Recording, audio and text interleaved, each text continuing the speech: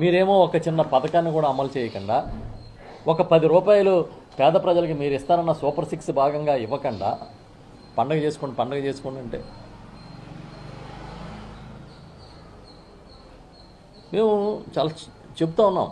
ఈ రాష్ట్రంలో సంక్షేమానికి బ్రాండ్ అంబాసిడర్ ఆ రోజు నుంచి ఈ రోజు వరకు జగన్మోహన్ రెడ్డి గారే.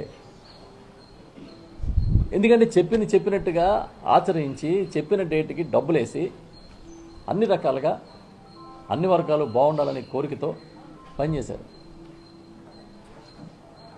పండగ నాటికి 10 రూపాయలు మీరు ఇస్తారన్న సూపర్ 6 పథకాల్లో భాగంగా 10 రూపాయలు సాయం చేయలే. జనవరి వస్తే రైతులు పెట్టుబడి సాయం వేసేవాళ్ళం. వైఎస్ఆర్ రైతు భరోసా ఏమైంది? ఇవాళ ఎరువులు బ్లాక్లో కొనుక్కునే పరిస్థితి తీసుకొచ్చారు మళ్ళీ ఈ రాష్ట్రాన్ని. ఎవరికైనా లాస్ట్ ఈ గవర్నమెంట్ వచ్చిన తర్వాత ఒక్క రైతుకి పెట్టుబడి సాయానికి 10 రూపాయలు రాష్ట్ర ప్రభుత్వం ఇచ్చిందా? మేము అడుగుతున్నాం. దయచేసి ఇప్పటికైనా వాస్తవాల్లోకి రండి. కొత్త సంవత్సరంలో 2025 సంక్రాంతి నుంచి అయినా సరే ఎక్కడెక్కడ లోపాలు జరుగుతున్నాయో సరి చేసుకుని జగన్ గారిని వైఎస్ఆర్ పార్టీని తిట్టిపోసే కార్యక్రమానికి ఇప్పుడైనా కొంచెం మానేసి,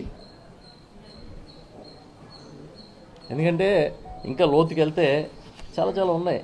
ఇదే పరిస్థితి ఉంటే మన మీద మనం ప్రజల నమ్మకం కోల్పోతారని ఈ మధ్యన ఒక ముఖ్య నాయకుడు చెప్పారు. ఆ పార్టీలో ఆ ప్రభుత్వంలో ఉన్న ముఖ్య నాయకుడు. అది నిజం.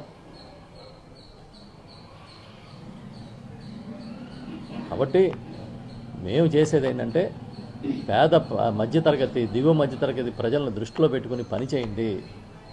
ఈ ప్రభుత్వం పండగ సందర్భంగానైనా సరే కనీసం ప్రజలు బాగుండాలనే ఆలోచన చేయండి. కరెంటు ఛార్జీల దగ్గర నుంచి బస్సు ఛార్జీల దాకా ఏది వదలకుండా దెబ్బ మీద దెబ్బ కొట్టి సూపరు డూపరు పండగ అంటే ఏంటిది? వాళ్ళు చంద్రబాబు నాయుడు గారు ఇంకో పథకాన్ని కూడా ఏదో అనౌన్స్ చేశారు, హ్యాపీ సండే.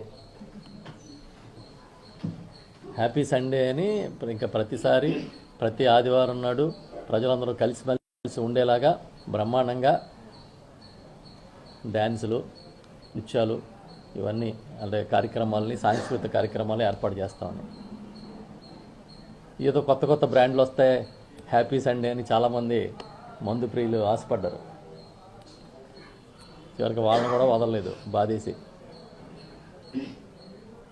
హ్యాపీ సండే కాదు, ఎవ్రీడే హ్యాపీ డే లాగా ఉంచమని ఈ ప్రభుత్వాన్ని కోరుకుంటున్నాం.